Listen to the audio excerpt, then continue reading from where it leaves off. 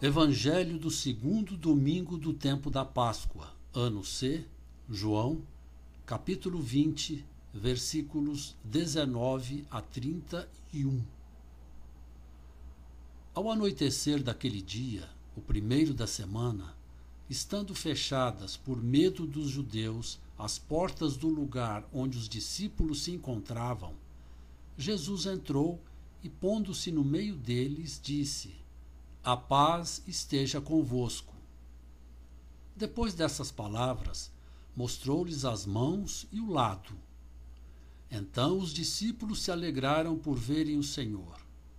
Novamente Jesus disse: "A paz esteja convosco.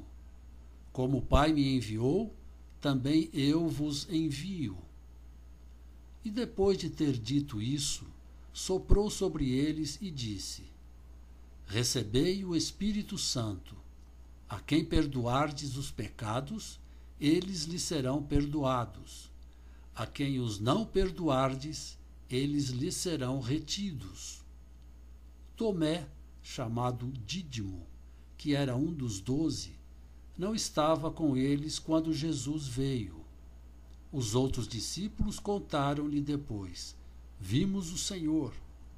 Mas Tomé disse-lhes: "Se eu não vir a marca dos pregos em suas mãos, se eu não puser o dedo nas marcas dos pregos, e não puser a mão no seu lado, não acreditarei." 8 dias depois, encontravam-se os discípulos novamente reunidos em casa, e Tomé estava com eles. Estando fechadas as portas, Jesus entrou, pôs-se no meio deles e disse: "A paz esteja convosco." Depois disse a Tomé: "Põe o teu dedo aqui e olha as minhas mãos. Estende a tua mão e coloca-a no meu lado. E não sejas incrédulo, mas fiel." Tomé respondeu: "Meu Senhor e meu Deus." Jesus lhe disse: "Acreditaste porque me viste? Bem-aventurados os que creram sem terem visto." Jesus realizou muitos outros sinais diante dos discípulos, que não estão escritos neste livro. Mas estes foram escritos para que acrediteis que Jesus é o Cristo, o Filho de Deus, e para que, crendo, tenhais a vida em seu nome. Palavra da salvação.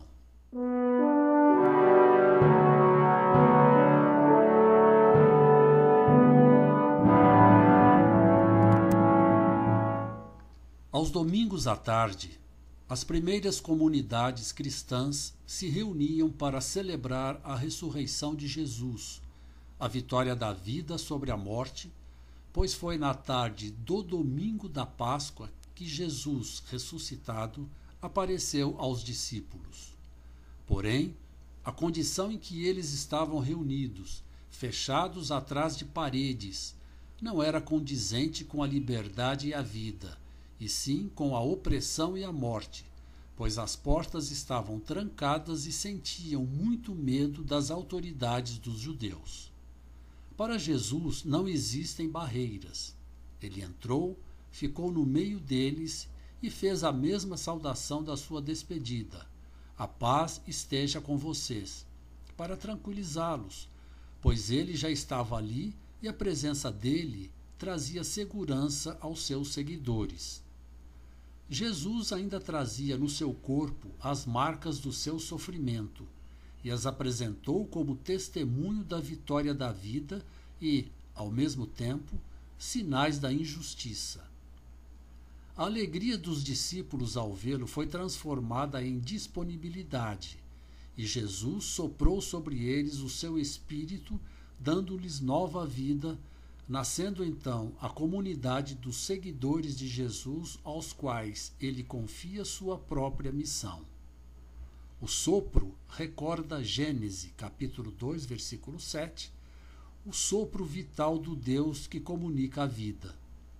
Eles estavam, a partir de então, com o mesmo espírito que esteve com Jesus e receberam a missão de continuar o projeto de Deus, que é a luta pela justiça, permitindo que todos tenham acesso à vida. Tomé impõe uma condição para crer: era preciso ver.